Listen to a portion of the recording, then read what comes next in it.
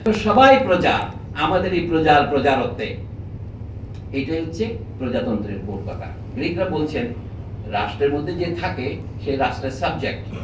এটা যখন ল্যাটিনে গেল তখন তারা নাম দিল কি রিপাবলিক। রিপাবলিক কথাটা এলো কিভাবে? দুটো শব্দের সমন্বয়ে, একটা হচ্ছে রেস আর একটা হলো পুবলিক।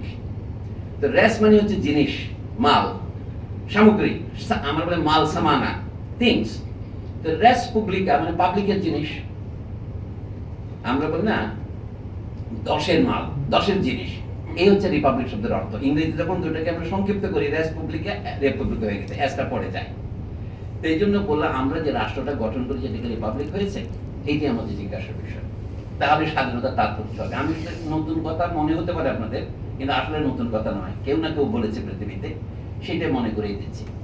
এই যে 1971-এ পাকিস্তানিরা যখন আমাদের আক্রমণ করলো, আমরা 15 দিন লাগলো আমাদের স্বাধীনতার ঘোষণাপত্র প্রকাশ করতে।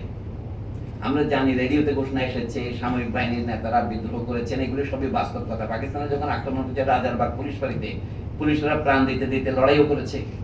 যখন ইপিআর ঘাটিতে আক্রমণ করেছে, পিলখানায় লড়াই করেছে, তারা ঢাকা বিশ্ববিদ্যালয়ে আক্রমণ করেছে, সেই কাহিনী আপনারা জানেন। আমাদের বস্তিগুলোর উপর তারা আক্রমণ করেছে। তখন মানুষ যে যার হাতে যা আছে তাই নিয়ে শত্রুর মোকাবেলা করেছে, কিন্তু তাদের সময় ছিল না একটা স্বাধীনতার ঘোষণাপত্র পাঠ করার। শুধু বলেছে আমরা স্বাধীনতা ঘোষণা করলাম। চট্টগ্রাম থেকে যে ঘোষণা এসেছে আপনারা এই কাহিনী জানেন। কিন্তু 15 দিন পরে 10 এপ্রিল কলকাতার কাছে বাংলাদেশের বর্ডার চুয়াডাঙ্গা মেহেরপুরের ওখানে এসে একটা গ্রামে দাঁড়িয়ে বৈদ্যনাথ তলা থেকে একটা ঘোষণাপত্র পাঠ করা হলো। সেটি হচ্ছে বাংলাদেশের স্বাধীনতার ঘোষণাপত্র, যেটা সংবিধানের সাথে এখন যে সংবিধান স্থগিত না চালু আমি কি বলতে পারবো না, সেই সংবিধানে পরিশিষ্ট আকারে আছে। সেটি কি লেখা আছে? পাকিস্তানিরা যেহেতু আমাদের উপর আক্রমণ করেছে তাই আমরা স্বাধীনতা ঘোষণা করলাম।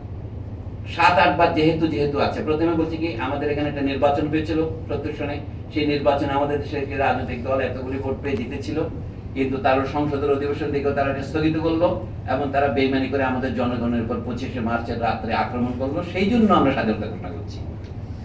এর মধ্যে আর ব্রিটিশের কোনো উল্লেখ নাই, এর মধ্যে সিরাজউদ্দৌলার উল্লেখ নাই, এর মধ্যে পুনঃ কাহিনীর কোনো উল্লেখ নাই।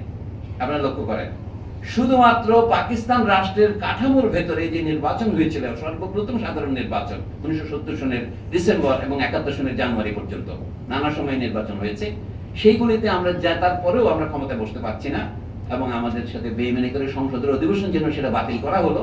সুতরাং আমরা স্বাধীনতা ঘোষণা করলাম। 25শে মার্চে আমাদের আক্রমণ করা হলো। এই কথাগুলোকে দিয়ে আমি যে কথাগুলো সংক্ষেপে বললাম, এগুলি 6টা প্যারাগ্রাফে ভাগ করা হয়েছে। দ্বিতীয় কথা হলো এখন কি করব আমরা তো পাকিস্তান থেকে আলাদা হলাম, আমাদের দেশটা চলবে কিভাবে? তখন বলা হলো আমরা এমন একটা রাষ্ট্র তৈরি করতে চাই যাতে 3টা জিনিসের গ্যারান্টি থাকবে। সকল মানুষ সমান হবে, এটার নাম সাম্য।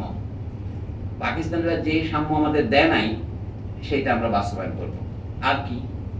আমরা মানুষের মর্যাদা প্রতিষ্ঠা করবো, মানুষকে পশুর মতো আচরণ করা যাবে। একজন মানুষ যখন আরেকজন মানুষকে তার কেনা গোলাম বলে, দাসী বলে, আমাদের মৌলভী সাহেবরা ওয়াজের সময় বলে আপনার স্ত্রী ছাড়া কোন মহিলার সাথে আপনার সঙ্গম করা বৈধ? বলে আপনার মালিকানাধীন দাসী।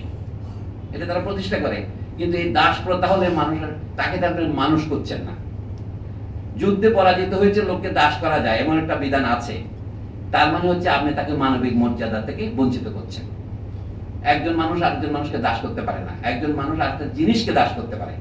যেমন আপনি গরু রাখতে পারেন, ঘোড়ার মালিক হতে পারেন, গাড়ির মালিক হতে পারেন, বা আমাদের দেশের লোকের মুখে মুখে বলে মানে কি করছেন আপনি, গাড়ি বাড়ি এবং সংক্ষেপে উচ্চারণের দোষে নারীও বলে ফেলে। অর্থাৎ এইখানে নারীকে মানবিক মর্যাদা দেওয়া হচ্ছে না, আমি তার মালিক হিসেবে দাবি করছি। এইটার থেকে অবসান ঘটানোর দাবি হলো মানবিক মর্যাদা।